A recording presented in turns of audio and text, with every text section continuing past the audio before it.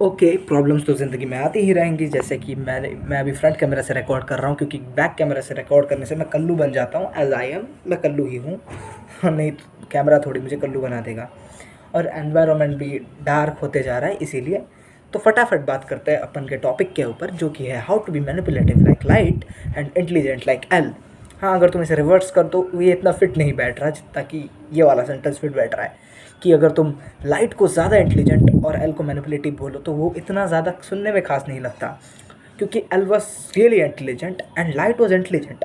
I don't deny that, but light जितना manipulative था, L उतना मैनिपुलेटिव था ही नहीं कभी। ओके, सो पहला फैक्टर तो ये है भाई। मैं पहले से डिस्क्लेमर दे देता हूँ, सुन लो पहली बात। किसी को आज मैं बता रहा हूँ, बस ओपिनियंस बता रहा हूँ, फैक्ट्स बता रहा हूँ तुम्हें। आज मैं बोल रहा हूँ कि ओवर थिंकिंग कर लो, ओवर एनालाइज कर लो, और कल को मैं दोबारा बोल सकता हूँ कि अगर तुम ओवर एनालाइज करते हो, ओवर थिंकिंग करते हो, तो तुम्हें एनालिसिस पैरालिसिस ये सब हो सकता है, जिससे तुम्हारी मेंटल हेल्थ ख़राब हो सकती है। भाई मैं बस फैक्ट्स बता रहा हूँ कि क्या करना चाहिए, और दूसरे वीडियो में उसके फैक्ट्स बताऊंगा, इस वीडियो में इसके, दूसरे वीडियो में उसके फैक्ट्स बताऊंगा ऑब्वियसली। और अगर उसमें तुम लोग कमेंट में जाके बोलोगे भाई तो इस वीडियो में ये बोल रहा था, उस वीडियो में तो अलग बातें बोल रहा है, पूरी खिलाफ में बोल रहा है, कुछ खिलाफ में नहीं बोल रहा हूँ भाई। मैं बस फैक्ट्स बता रहा हूँ कि कोई किसे, मतलब कोई किसकी तरह कैसे बने। Let's start. तो पहला बात, अगर तुम्हें लाइट की तरह मैनिपुलेटिव बनना है, तो पहली बात, सबके आगे कैरिस्मेटिक बिहेवियर रखो, किसी के आगे भी रूड बिहेवियर मत रखो। और तुम्हें सोशली ना गॉड टियर लेवल का बनना पड़ेगा। और सोशली गॉड टियर लेवल का बनने के लिए तुम्हारे सोशल स्किल्स अच्छे होने चाहिए ऑब्वियसली, जो कि मेरे नहीं है, तुम्हारे नहीं है, पर हो जाएंगे अगर तुम प्रैक्टिस करते रहोगे। कैसे? जस्ट लाइक दिस, कैमरा के आगे बोल लो, कभी रैंडमली किसी से भी जाके अप्रोच कर लो, कभी किसी से रास्ता पूछ लो, कभी किसी को रैंडमली जाके कॉम्प्लीमेंट दे दो। ओके, कॉम्प्लीमेंट देने वाला बात मैं समझ सकता हूँ, अगर तुम अपोजिट जेंडर की बात कर रहे हो तो वो थोड़ा मुश्किल होता है, बट यू कैन ट्राई। क्यों भाई, ज़्यादा से ज़्यादा हो ही क्या जाएगा। हाँ ना, ज़्यादा से ज़्यादा हो ही क्या जाएगा। हाँ, पर ये स्कूल में मत ट्राई करना। उसके बाद नेक्स्ट, कि हम तो करिश्मेटिक भी बन गए, लेकिन तुम 10 कदम आगे सोचना पड़ेगा। ये तुम्हारा इंटेलिजेंट के लिए भी, मैनिपुलेटिव के लिए भी, तुम्हें हमेशा 10 कदम आगे सोचना पड़ेगा। क्योंकि देखो, चेस अगर तुम खेले होगे कभी, तुम्हें पता होगा कि हमें 3-4 कदम आगे ही सोचना पड़ता है। अगर नहीं सोचेंगे तो हम हार जाएंगे, अनटिल अनलेस हम किसी स्टूपिड बंदे के पास चेस खेल रहे हैं। तो वही मैं कह रहा हूँ, तुम हर मूव्स को एनालाइज कर लो, ओपोनेंट के हर मूव को एनालाइज कर लो, मतलब ओपोनेंट तो होगा नहीं, किसी के भी जिससे तुम्हें मैनिपुलेट करना है या फिर जिससे तुम्हें आगे निकालना है, उसके हर मूव्स को एनालाइज कर लो और उसके अकॉर्डिंग प्लान चलो। क्योंकि अगर तुम उसने अपना प्लान चेंज करके मूव 1 से मूव 2 कर लिया, तो तुम्हारे पास उस मूव का भी सोल्यूशन होगा। That's what I am saying. And next, हो अब तो ख़त्म हुआ मैनिपुलेशन वाली बात, अब ख़त्म हुई एनालाइज करने वाली बात और प्रेडिक्ट करने वाली बात। अब बेटा तुमको क्या करना है? प्रॉब्लम सॉल्विंग करनी है बस। प्रॉब्लम सॉल्विंग कैसे भी, तुम्हें जैसे रूबिक्स क्यूब पसंद है, रूबिक्स क्यूब कर लो, कोई दिक्कत नहीं है। रूबिक्स क्यूब पसंद है, रूबिक्स क्यूब कर लो। अगर तुम्हें रूबिक्स क्यूब पसंद नहीं है, मैथ्स कर लो। मैथ्स पसंद नहीं है तो पाइथन के वो जो होते हैं ना, कुछ डिब्लॉक, मुझे पता नहीं ठीक से, पाइथन का बस कुछ होता है, कुछ तो होता है भाई, उन्हें कर लो। या फिर लॉजिकल रीजनिंग वाले टेस्ट दे दो। कुछ ना कुछ करके प्रॉब्लम सॉल्विंग वाली कैपेसिटी को तुम बढ़ा लो। चेस खेल लो भाई, स्ट्रेटेजिक थिंकिंग बढ़ती है उससे। ये सब चीज़ें कर सकते हो फॉर तुम्हारा मेंटल डेवलपमेंट। और इट इज़ मस्ट भाई, ये पहला बेस होना चाहिए तुम्हारा, कि तुम्हारा मेंटली तुम बहुत ही ज़्यादा प्रिपेयर्ड हो, मेंटली तुम बहुत ही ज़्यादा स्ट्रेटेजिक हो, क्लेवर हो। हाँ, okay, moving on to next point, analyse करो। बहुत ही सारी चीज़ों को एनालाइज करो, छोटी छोटी चीज़ों को। ऑब्जर्वेशन स्किल तुम्हारा डेवलप होना चाहिए।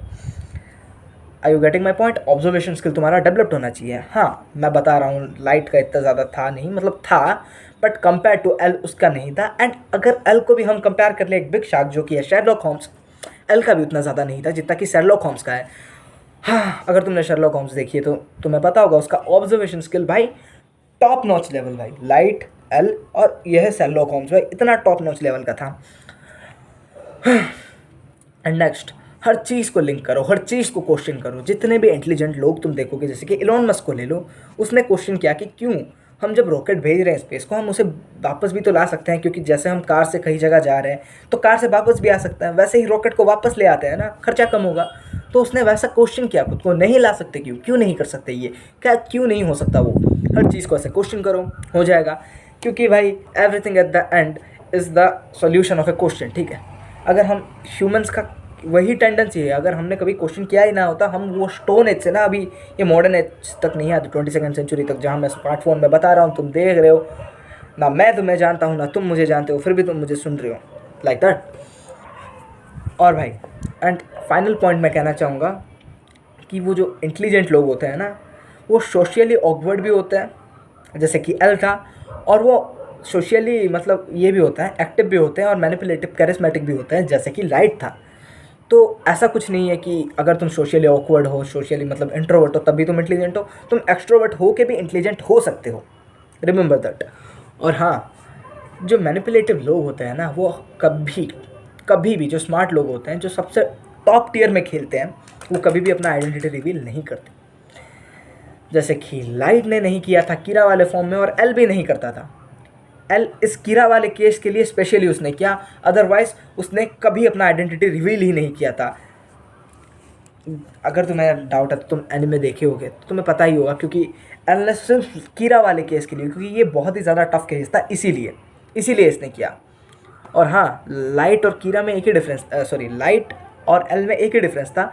एल को ना वो जो मोरल्स नहीं भाते थे भाई, उसको सिर्फ जस्टिस चाहिए था, लेकिन लाइट को मॉरल्स चलते थे कि भाई ये गलत कर रहा है तो इसे मैं मारूंगा। लेकिन एल के नज़र में अगर तू गलत कर रहा है और मैं तुझे मार रहा हूँ तो मैं भी एक क्रिमिनल हुआ। एल का नज़रिया वही था। एंड एल जीतने के लिए कुछ भी कर सकता था, कुछ भी, इवन वो मरने के लिए भी रेडी था। Are you kidding me? Really bro, कोई जीतने के लिए अपनी जान भी दे सकता है। एल कुछ भी कर सकता है भाई। और तुम अभी नियर वाले को कंपेयर मत करना एल से, क्योंकि L was very clever, very strategic, mindful, मतलब माइंड। क्योंकि अगर एल ना पूरा कुछ नहीं था उसके पास क्लू, उसने ढूंढ ढूंढ के पूरा क्लू इकट्ठा किया, एंड देन वो जो नियर है उसने किया। Okay, I think this is it for today. Be manipulated, be intelligent, bye.